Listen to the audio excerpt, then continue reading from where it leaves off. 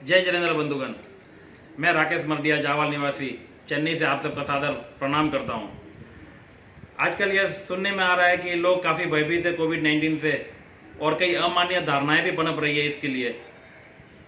चूंकि मैं एक कोविड का पॉजिटिव पेशेंट रह चुका हूं, इसलिए एक जैन सामाजिक कार्यकर्ता ने मुझसे अनुरोध किया कि मैं अपनी आप बीती आप लोगों से साझा करूं और इसके बाबत जो भी गलत धारणाएं पनप रही है उसका भ्रम मैं तोड़ूं। मैं सर्वप्रथम आपको इसके सिम्टम्स बताता हूं।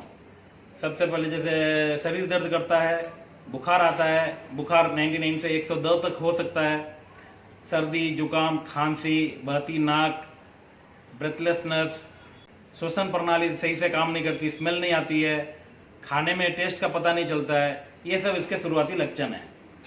मुझे और मेरे भाई को बुखार था तो हम दोनों टेस्ट के लिए गए। प्राइवेट में हमने टेस्टिंग कराई। 24 घंटे के भीतर हमको इसकी रिपोर्ट आ गई कि हम पॉजिटिव है। उसी शाम कॉर्पोरेशन से फ़ोन आया और उन्होंने कहा कि वापस आप रीटेस्ट कराएं गवर्नमेंट में। तो हम दोनों वहाँ गए, भारतीय आर्ट्स कॉलेज करके, तो हमने वहाँ पे रीटेस्टिंग कराई। वहाँ पे भी हम पॉजिटिव आए और वहाँ से उन्होंने कहा कि हमको हॉस्पिटलाइज होना पड़ेगा। हमने कहा कि हम प्राइवेट में जाएंगे, तो हम प्राइवेट हॉस्पिटल में गए। उस दिन रात को 8 साढ़े 8 बजे तक हम प्राइवेट हॉस्पिटल में हॉस्पिटलाइज हो चुके थे। कॉर्पोरेशन वालों ने यह भी बताया कि हमारे पूरे परिवार का भी परीक्षण करना पड़ेगा।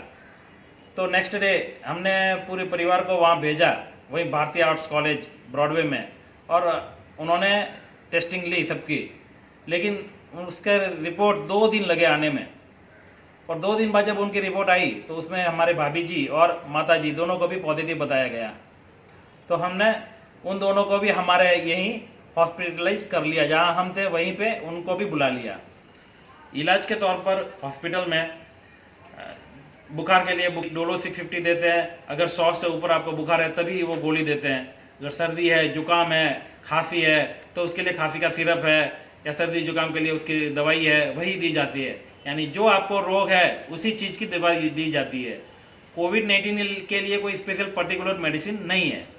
इसके अलावा आपको दिन की एक विटामिन सी, विटामिन डी और जिंकोविट, जिंक के लिए ये तीनों मिला के एक टैबलेट आती है, या तीनों अलग अलग टैबलेट, वो एक एक दी जाती है।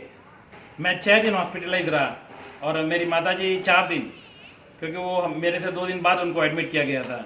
हम दोनों को कोविड के कोई लक्षण नहीं थे, वो हिसाब से डॉक्टर साहब ने हमको डिस्चार्ज कर दिया और कहा कि आप दोनों घर जाके होम क्वारंटाइन रहिए, आपको कोई खास बड़ी दिक्कत नहीं है।